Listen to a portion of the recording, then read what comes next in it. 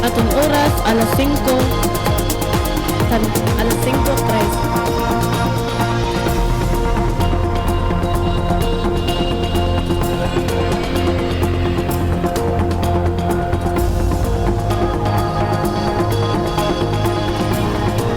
Aton oras alas 5:03. Pangkulog. Maupay nga kulog. Adian aton mga balita sa yana nga pangurason.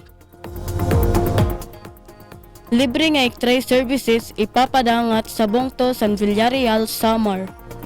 Pamatian ta ang detalye sa report matikang kan Suset Protensyo.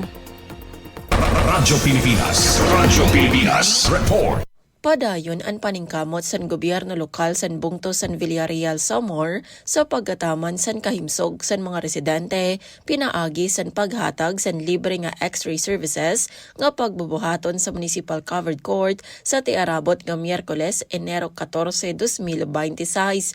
Abierto ini para sa publiko ngan ginlalauman nga mga kabulig labi na sa mga residente nga kinahanglan san mas detalyado nga medical check-up pero waray igo nga kapasidad nga magpa-eksamin sa pribado nga pasilidad.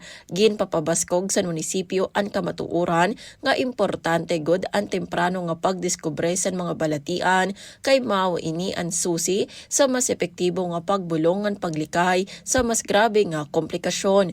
Gintatalingua sa gobyerno lokal nga pinaagi sa sini nga inisyatibo mas mapapahitaas ang kamalayan sa kalibsog sa mga residente ngan malikyan ang paglala sa mga sakit. Para sa Bagong Pilipinas, Suzette Pretensyo, Radyo Pilipinas, Radyo Publiko, Kalbayog. Para sa ikaduwa, mga debito nga magpapartisipar sa translasyon sa Katarman, ginlalauman nga magdodoble doaw ngan vigil igindumara kagabi. Pamatian tan detalye sa report matikang kan Suzette Pretensyo.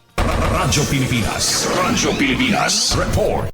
Ginlalauman nga dodoble ang mga deboto nga matambong sa translasyon sa mahal nga Nazareno sa Bungto, San Katarman na nga tuig. Sumala sa Incident Command System, sobra 8,000 nga deboto ang record sa do naglabay nga tuig ngan ginlalauman nga mas damo pa ang makikigbahin yan nga adlaw Enero 9 sa ika-12 nga tuig sa translasyon sa Bungto.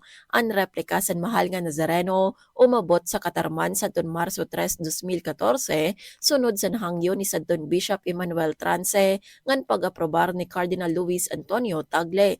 Tikang sadto, padayon na nga ginbubuhat ang translasyon kada tuig kung mapahayag san marigon nga pagtuo san mga deboto. Sumalakan Romeo Palier, Parish Pastoral Council Vice President for External Affairs ngan ihos Coordinator, dirigud ako ang kaibahan san pagsalinurog sa Katarman kung ikukumpara sa Quiapo. An usala nga kaibahan sa Katarman may kahigayunan ang nga tanan nga deboto nga makaptan ang replika sa Nazareno diri pareha sa Quiapo nga kinahanglan pa makigbuno. Kagabi ginbuhat ang duaw ngan vigil sa mga deboto ngan nga na pagdudumaraon ang translasyon tikang sa Katarman Cathedral pabalik sa Kawayan Shrine. Para kan Palier ngan sa iba pa nga deboto, importante gud ang debosyon sa mahal nga Nazareno kay mao ini ang nakakahatag sa era sa paglaom ngan mga milagro. Para sa Bagong Pilipinas, Suzette Pretensyo, Radyo Pilipinas, Radyo Publiko, Kalbayog. Aton balita para yan nga pangurason. Padayon gyapon kamo nga mamati sa DYOG Radyo Pilipinas, Radyo Publiko, Kalbayog para sa news update. Ako si Jamaica Erbon para sa Radyo Pilipinas, Radyo Publiko.